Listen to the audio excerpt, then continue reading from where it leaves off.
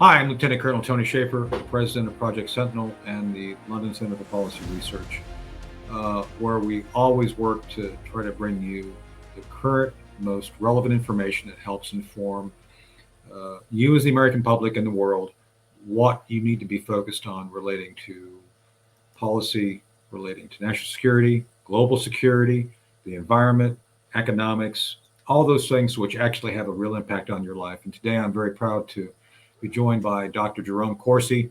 Dr. Corsi has been a longtime friend of the center and Dr. London. And first off, Dr. Corsi, kudos to you, sir, for having great and sustained courage to stand up to not only the woke mob, but more importantly, some of the deep state nonsense where they literally were threatening that you to put you in prison for simply refusing to lie. So God bless you and thank you for being here today on Thought to Action. Well, it's a great pleasure to be with you, Tony. And I had the greatest respect for Herb London and miss him sorely, but he was a great, great figure. And I'm glad to see you're carrying on his heritage. Thank you, sir. Doing my best. And with that, as a brief introduction and moving forward, you have been doing a great deal of work which is relevant to today. And again, you have a long history of very in depth, very thoughtful research. Uh, the audience who will be listening to this will find your work amazing. What I want to focus on today is some of the current work. And let's start off with the truth. The truth is your new book relating to the whole climate, not the global warming nonsense. And one of the things that I think our audience who follows this is aware of, I do have a degree in environmental studies, Wright State University, 1986. And I can tell you that everything that you've been saying and that what's contained in your book, and if you could highlight the book, is absolutely correct.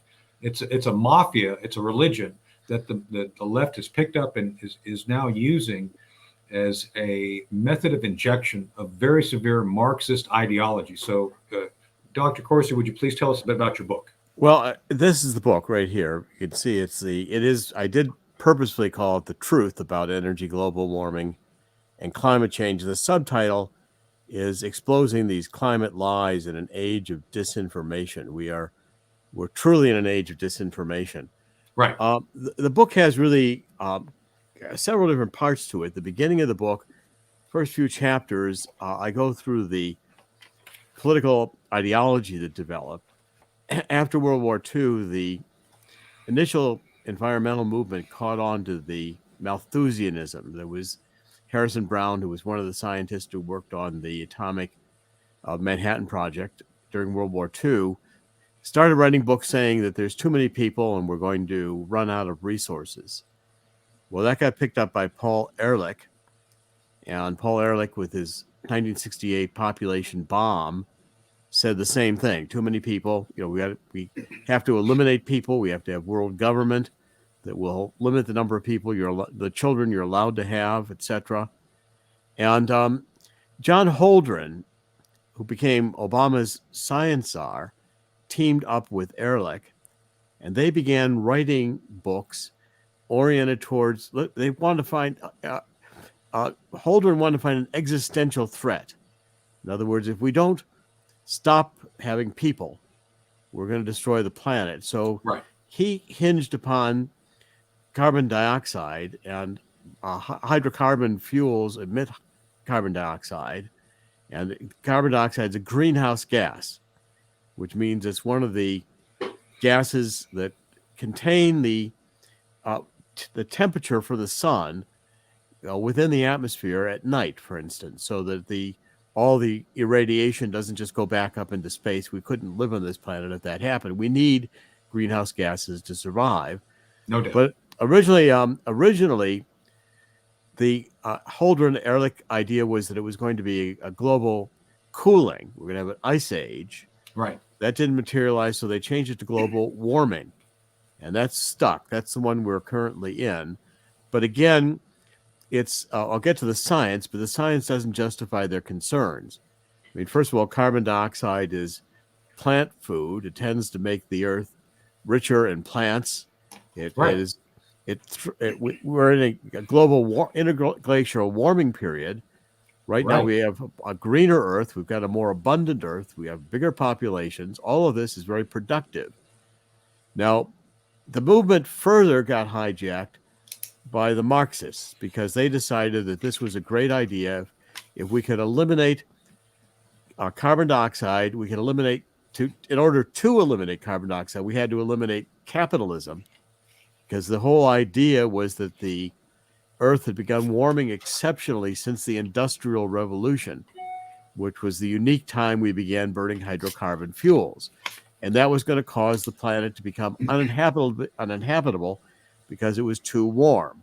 So therefore, we had to, again, not use capitalism. We had to basically eliminate hydrocarbon fuels, which meant eliminating capitalism. Now, Right. this is the engine that drives modern industrial society. You're not going to be able to support 7 billion people on the earth or more with cutting out energy, cheap energy.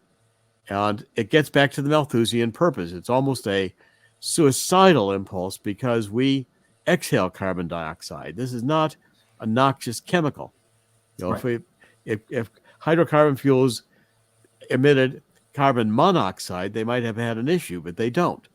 Right. So in other words, it's all part of the carbon cycle. And I point out it's become now a Marxist ideology, which is aimed at eliminating capitalism as a transformative method to get us into a socialist or communist state. And Right. that's where the AOCs and the Gretas and all of these other characters latch on to this as a political ideology. In the second part of the book, I really want to go at the climate science. And one of the points I like to make, there's a couple points. One is that with the Earth's geologic history and the science, let's say 4.6 billion years of Earth history, 80% of the Earth's history was not inhabitable. Right. Pre-Cambrian, there was no life on the surface of the Earth. Right. It's only been in the last 20%. We've had 5 extinctions, in which 75 or more percent of everything living on Earth was extinguished, and it wasn't because of carbon dioxide. Right. Carbon dioxide had a much greater concentration in geologic time, 100 million years ago. It's actually been diminishing. Today, carbon dioxide is 0.003 or 4% of the atmosphere, which makes it a trace molecule. And it's a minor impact on global warming because as a greenhouse gas, its effect of carbon dioxide is almost not measurable. Right. We contribute a fraction of a percent of a fraction of a percent, literally. The major greenhouse gas on Earth is water vapor. And Right. that's water vapor is not even in the clouds, it's water in the atmosphere. And of course, that's 70% of all the greenhouse gas effects, much more concentration in the atmosphere. And we should be, if we were really worried about greenhouse gases, we'd be worried about water vapor and clouds. The Earth's climate, as you know, Tony, is a very, very complex system. It is. And you can't And pick to that, one variable like this and say that this is the driver of Earth's temperature because the data doesn't support it. The Earth but that's the point. They had to pick a bad guy. They had to pick one thing and magnify that up because, to your point, and again, I'm speaking as an expert, you have to put everything that Dr. Corsi just said in terms of geologic time. Uh, uh, Jerome, you probably remember there during your study, there's a period called the boring billion. There was a billion years where life was not sustainable because essentially the atmosphere was completely toxic and nothing happened. There was no life at all. But we didn't have any impact on that, and no one can explain how or why things exactly changed and became, like you point out, much more livable. And I would argue that looking at geologic time regarding the interglacial period, now we're at the point of where we're now on the other end of the greening. We're actually now in a period where we're going to be moving towards more glaciation, probably 11,000 years from now. We're going to return to large glaciers moving down the continental shelves from the north to the south, thereby sweeping up water, showing more land that goes down that was on the shores that were right now covered with water, and a net loss of sea. So I based on my understanding, as someone who's actually credentialed, you are completely correct. And the left has taken this and used it as a justification to do two things: global governance, as proposed by Klaus Schwab in the World Economic Forum. You will own nothing and be happy. And secondly, you're trying now to convince people in this transhumanism perspective, this idea that somehow through this movement of mankind, this transhumanism, which I would argue is anti-humanism, my understanding of it, is to reduce global population to the point of where you have most of us, and I think you and I would be in this category as workers who are here to serve the elites, and only the elites knows what's best for us, and the elites will tell us what's best through this international one global government. Is that a fairly good Yes, assessment of kind of where this is all linked together? I agree with you entirely. That's where it's linked together. I mean, this is the first volume of 3. I called it the Great Awakening series. You can see up there Yeah, at the top. Well, the second volume's written. It's on neo-Marxism, the cultural Maoism, and anarchy, and it talks about the woke lies that are being told yeah, in this age of disinformation. Because what you're dealing with here is a ideological movement which essentially eliminates God from the equation yeah, and says that we as human beings can perfect Earth exactly. if we Exactly. merely rely upon science. Now, this is ludicrous. I mean, when you study any of the major cataclysmic changes in Earth, the elimination of the dinosaurs 65 million years ago, a massive asteroid hit the Yucatan. It caused tsunamis all the way up to North Dakota, Right, killed much of the life on Earth. At the same time, you had 1,000 years of volcanic activity in that whole Indian peninsula. And basically, that threw sulfur dioxide into the atmosphere, which basically killed photosynthesis. The right, dinosaurs were plant eaters. I mean, these are massive changes that have occurred in Earth, not simply a little bit more carbon dioxide in the atmosphere. And you cannot correlate carbon dioxide with warming periods of time. right, That's another one of the major fallacies. This hockey stick that Michael Mann did, which is everything's just fine until the industrial age, then temperatures get massively increased, like the hockey stick blade. Well, it's nonsense because they right, eliminate the little ice age, which occurred around Napoleon's time, the right. medieval warming period, which occurred. They eliminate all these things that don't fit their data pattern, and It's not science. It's not science. it's Yeah, not it's all science. manipulation. Right, And it does aim at a global governance. It comes back to Malthusianism. There's too many human beings. The greatest resource on earth, and Julian Simon, who was a resource economist, I thought made this point brilliantly. He said the ultimate resource is human intelligence, and we have the ability to adapt, change. There's far more hydrocarbon fuels than we ever imagined there would be. We are now able to access them more efficiently. They are abundant. I make the point in the book, which will be a bit of a diversion, but for this discussion. But there's no such thing as fossil fuels. Fossils never made fuel. Fossils, right, when we die, living tissue decomposes to constituent chemicals. It would violate the second law of thermodynamics to have something die and evolve into oil or natural gas. The equations for how oil and natural gas are made and coal were developed in the Weimar Republic, the Fischer-Tropsch equations. They demonstrate how right now today the Earth is creating hydrocarbons in the mantle of the Earth. They bubble up through these right. hydrotherms in the bottom of the ocean, and they're part of the life cycle that the original living things on Earth were the bottom of the sea, and they had no light, no Right, photosynthesis. They lived on hydrocarbons emitting right. from the Earth. So there's a lot of things here that people just are not Well, told or taught in right. Well, climate let's hit science. that real quick, and I want to move on to some larger but related Right. issues. But let's hit that real quick. So, one of the things I was taught as part of my degree studies was peak oil. Are you familiar, Dr. Oh yes, Corsi, with? I've peak oil. I fought throughout the 80s. The peak oil crowd Yes, that's my point. So fought me because they said we're going to run out of oil. I I mean, know. So I can tell you for a fact as I was in my degree studies, my undergraduate degree on this, they were touting this peak oil, and it was all gloom and doom, Jerome. It was, Oh, I swear to God, it was like, oh, we're all going to be riding around like Flintstone in our cars with our feet.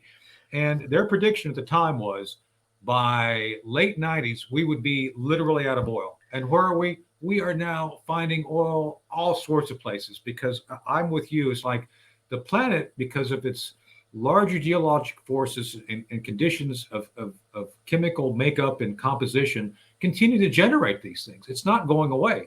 And I would argue, even if it was, mankind has always been very bright about finding ways to adapt, overcome, and succeed in actually finding a way to maintain a resource. Am I wrong on that? I mean, again, Julian Simon said the same thing. Julian Simon said basically, with human intelligence, we'll probably never run out of oil. It's not infinite, but there's so much we'll be moving on to other right, energy substitutes. They were worried in the 1850s in Great Britain that we would run out of coal in the right, early Industrial Revolution.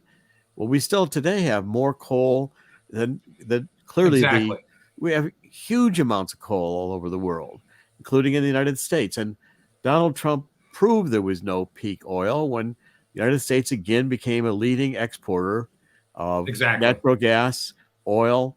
We have abundant resources today, right, and there's no reason we can't use them because this carbon dioxide fixation is simply a ideological point of view. Scientifically, it does not. Any credible climate scientist is going to tell you this is nonsense, and all it aims at is the elimination of using cheap energy, which will dramatically reduce populations. The poor of the right. world, India, China, with worried about feeding its population, is China even has Fisher Tropsch plants right now producing synthetic Right. oil. And So that brings me they're back. not worried. They're not worried at all about climate change when they have to feed people. And Oh no, and they pretend to care so they can gain benefit by precisely, letting us destroy our economy, and they just do what they want. No, I see it, and we should have another discussion on that regarding kind of yes. the global output of how some are figuring this out, using it against us. But I'll definitely invite you back to talk about that. But let's go to this next subject, which essentially is your point of all your books is trying to get people to wake up. So let me give you a couple quotes. Any country is the aggregate of its people. That is to say, that any country's culture really reflects the people themselves. When causes are more important than the system, that is to say, political causes, the system is in danger. I would argue, Jerome, that our system's in danger because we have a multitude of people in the amalgam of our country who are starting to wake up. And as you know, you've met my colleague Tanya Miller. Tanya's in Hawaii. She's been touting that there, in her view, the red movement is very vibrant there, but it's being suppressed, and people are lying about how much of a conservative group is in Hawaii. I think this is happening literally all over the United States, where people are starting to wake up. And you've had some very interesting perspectives about what it's going to take. So, without any sugarcoating, I'd like you to just tell our audience what's it going to take for people to wake up to the fact that not only climate science, COVID, politics regarding the Bidens, they're being lied to all over the place. They're being placated. They're told all sorts of niceties during political run-ups, during debates. But when it comes down to it, other than President Trump as being the president who actually fulfilled his promises, I can't think of another politician on either side of the aisle who actually fulfilled their promises. When's it going to take people? What's it going to take, Dr. Corsi, for people to wake up and recognize how badly they've been lied to, and it's time for a change? Well, it's a very important question. Right now, this Marxist woke left, which is an ideology, it's not really social justice. It's a attempt to pretty much make race a divisive issue, divide people. It's Yeah, only destructive. It can only destroy. But it controls the universities. It controls the media. It controls the Justice Department. It controls the bureaucracy. So, I mean, we're really in a one down position. Now, I go back to the American Revolution, and people have to realize that in the American Revolution, to begin with, there was never a majority of the colonists who wanted to separate from Great Britain. What happened was over years, and John Adams was writing some things to Thomas Jefferson long after the Revolution, reflecting on it and saying, it took us 15 or 20 years before people really got the point that we were being subjected to a king, and we were, basically in an autocratic system that did not give us the rights that God gave us, that we, left England and these other countries in order to pursue our religion. And so what I'm saying is today, it's going to take a great awakening. And what I'm thinking is happening is, first of all, as people suffer consequences, we're going to go through some, very severe economic consequences right now. We've also already got massive inflation. We could have a global debt crisis. I'm predicting some very dire economic times coming, including a real estate crisis, which has already started, another real estate bubble bursting. We're going to have some very, very severe economic times when the cost of living is going to get prohibitive for the middle class in the United States. We are now being lied to consistently. People are realizing with the COVID shots, all of these so-called vaccines. Oh, yes. People who get the vaccine are more prone to get COVID.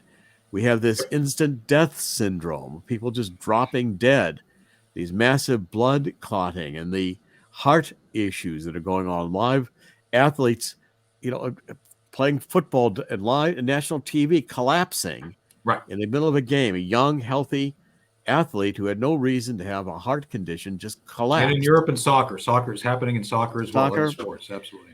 So at some point or other, I think people realize that the intelligence agencies, the Obama, when he started, wanted to gain by using the internet and doing a lot of data analysis of the voters and controlling people through the internet.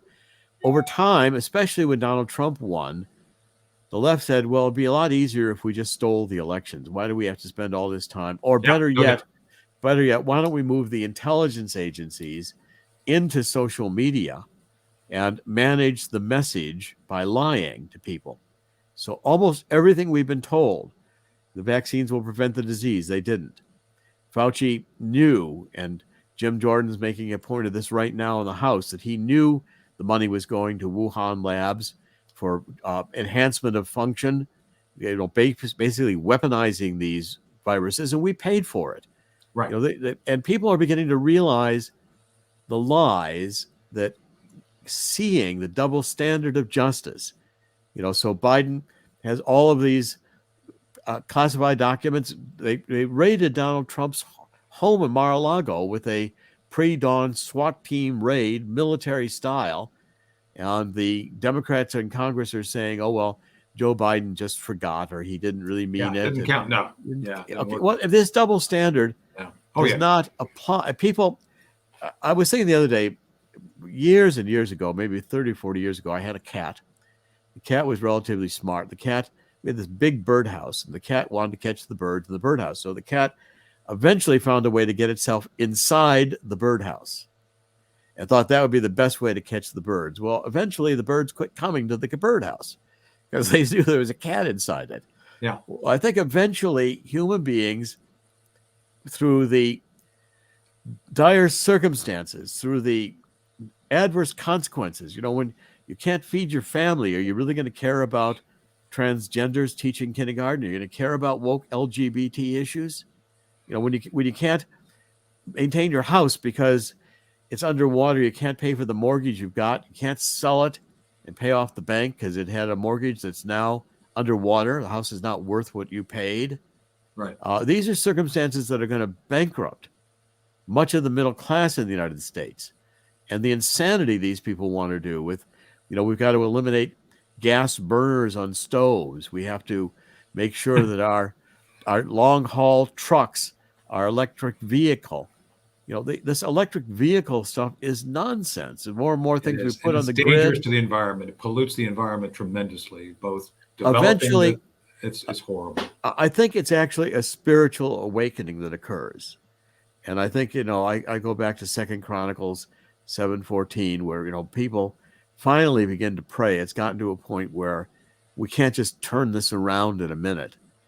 In the Revolutionary War, it was the pamphlets, the pamphleteers who were writing these pamphlets. And it wasn't even Thomas Paine or one of the more famous ones. It was, what today we have on the internet was the pamphleteers in the 1700s.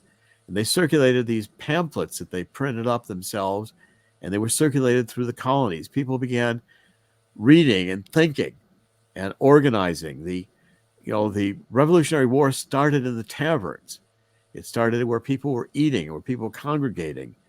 It was begun many years before Lexington and Concord fired the first shots. And it was an awakening of mentality that we were being enslaved and losing human rights.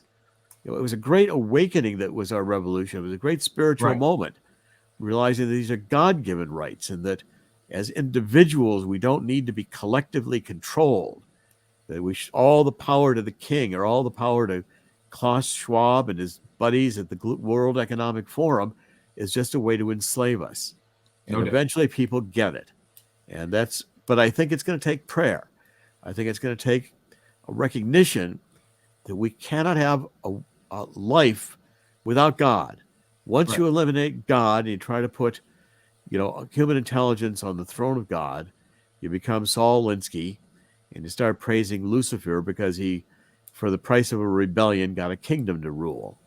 Well, if Lucifer, the temptations of Christ, said to Christ, you can have all this, Christ said, what's it worth? This is not what this is about. This is a spiritual existence that we live. And finally, I think our spiritual nature rebels against this tyranny.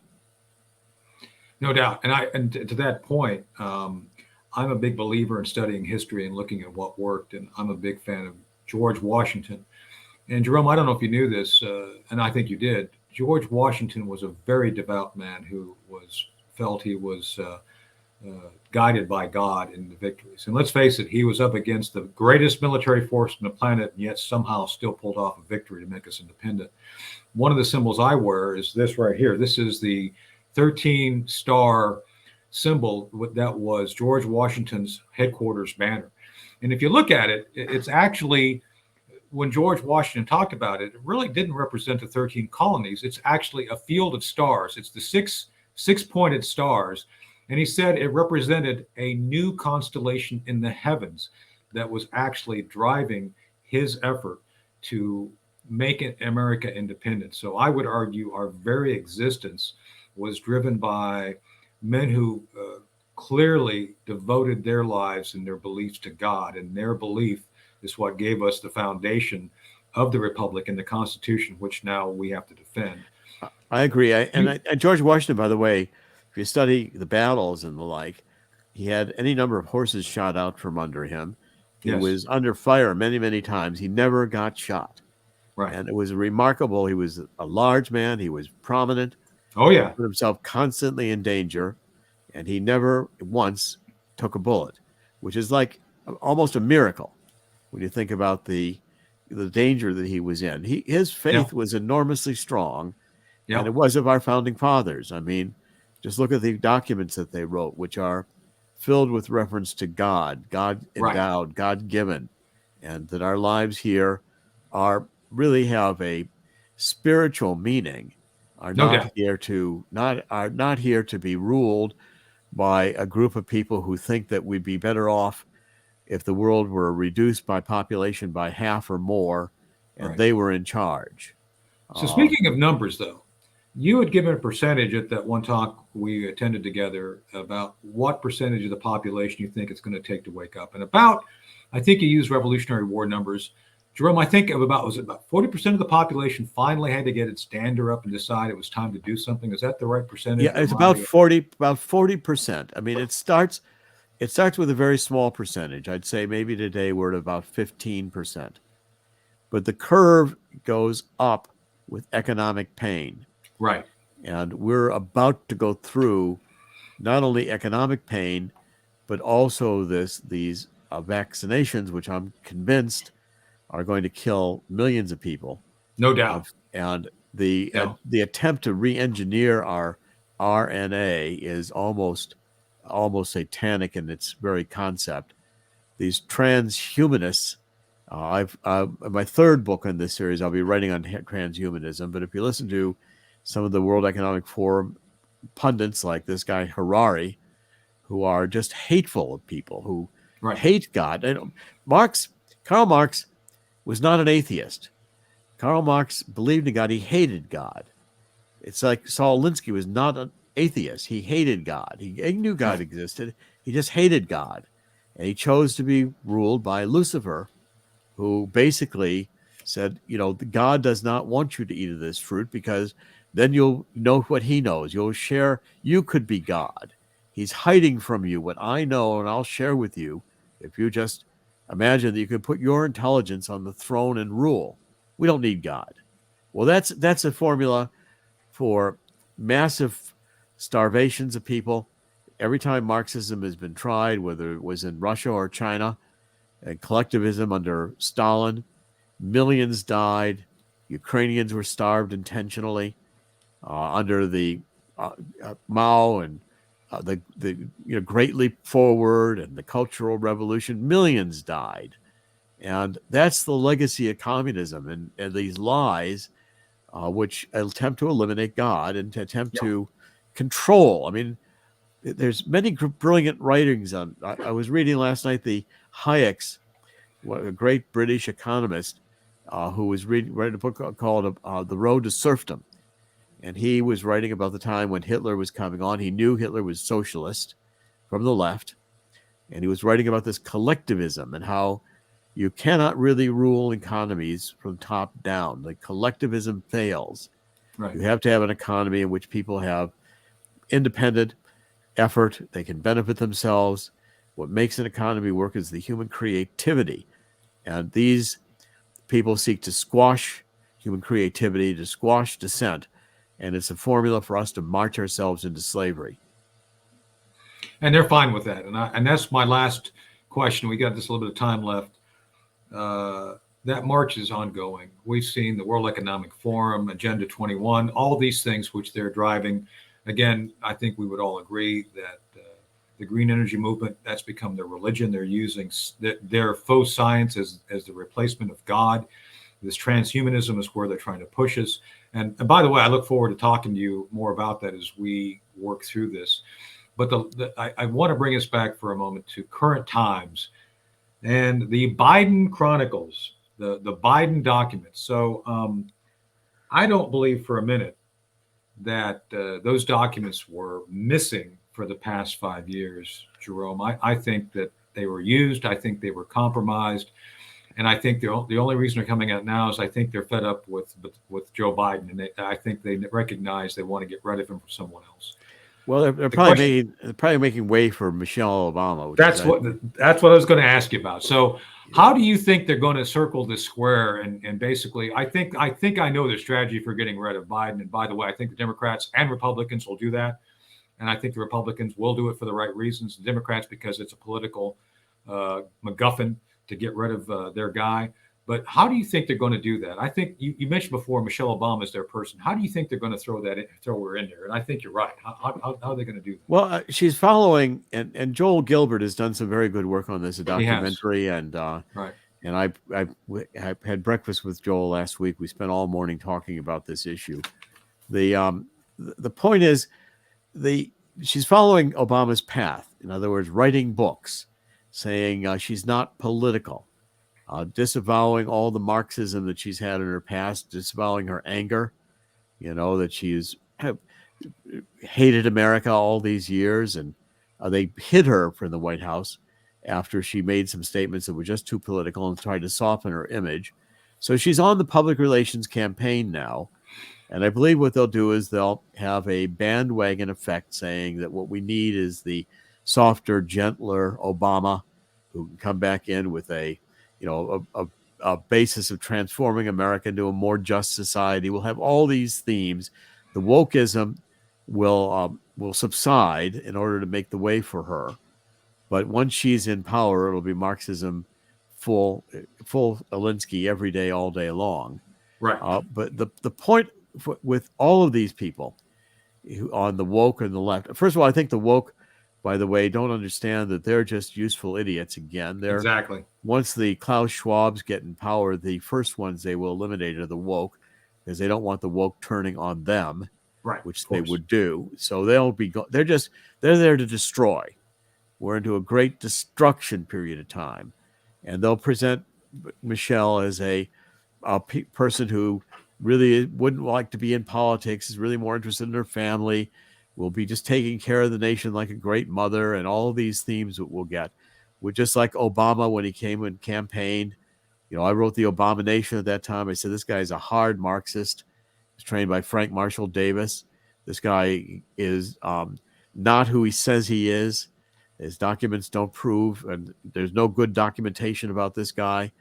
And he was constantly doing the hip hop, being popular and creating an image that they could sell, another packaging, like a product packaging. They'll package a Michelle, and they'll try to sell her to the American people. If that doesn't work, they'll try to steal the election. So I think we've got a lot of different factors here. Number one is we've got to support these vigilant efforts. Even the Supreme Court, which tremendously disappoints me, will not take up one of the election challenges to look at the serious question that the Constitution specifies that the states control how the presidential election is run in the states, but the changes can only be made by the state legislature. That's in the Constitution. Exactly. Right. And that point is not even our Supreme Court won't support the Constitution. John Roberts is a complete disappointment. Yeah. And the point is, if the Supreme Court doesn't support the Constitution, etc., it is back to the revolution. I'm not saying get anything in the streets. I'm not saying we need to have another revolutionary war. Not yet. I'm saying that what we can do, the first thing we've got to do is to raise everyone's awareness.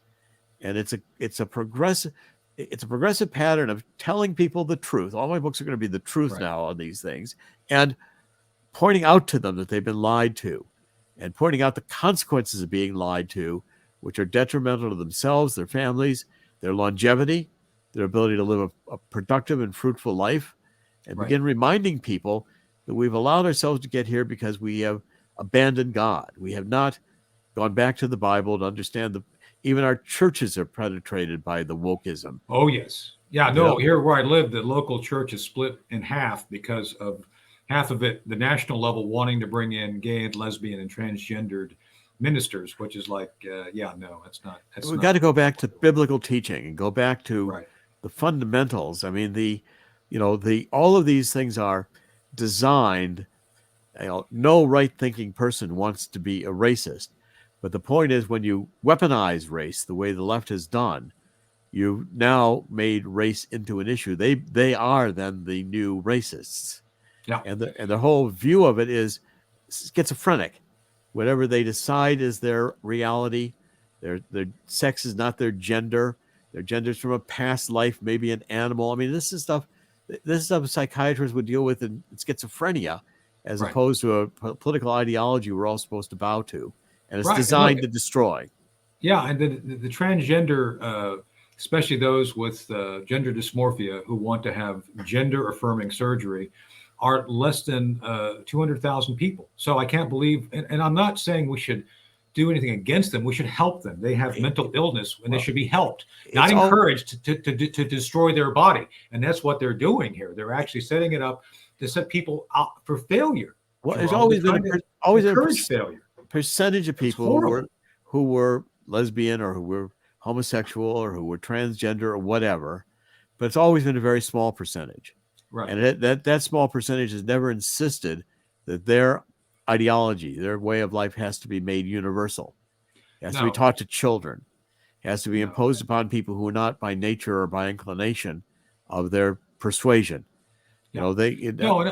And you and I know a couple of prominent folks in the community. Look, I know Rick Grinnell. Rick is a very devoutly Christian man who is trying everything he can to to focus on being a good citizen and a good steward of God first, and everything else is secondary. And I think we have Well, to look, get back to that. it's never been my agenda to. I've lived in New York most of my life. I can't tell you how many people I've worked with who are Yeah, me too. Me too. okay, but I'm not here to judge the people. I'm here to say Right. that God will deal with that in His own Exactly. way.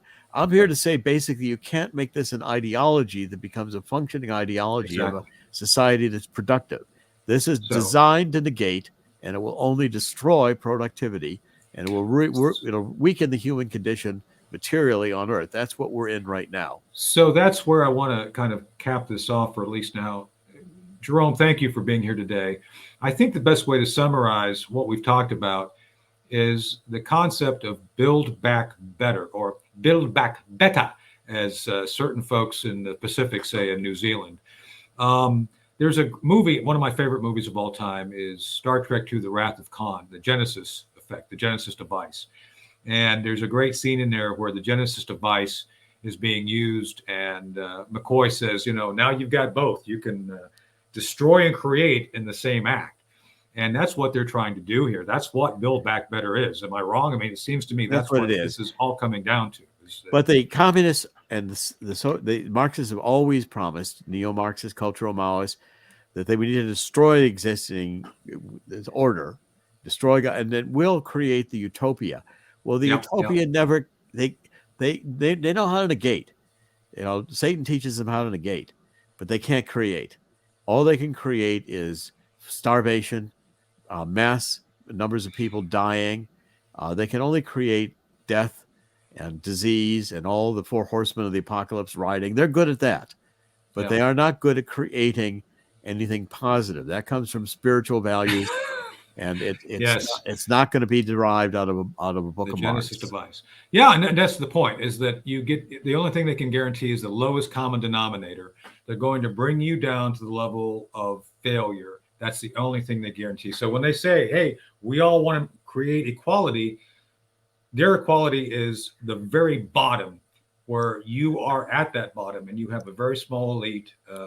The state essentially becomes that which tells you, comrade, what you need or don't need, and your needs are subordinated to the state, which becomes both your God, your source of sustenance, and most importantly, that which you must serve to be a good citizen, and so obey. that's where we're going. And obey. Yeah.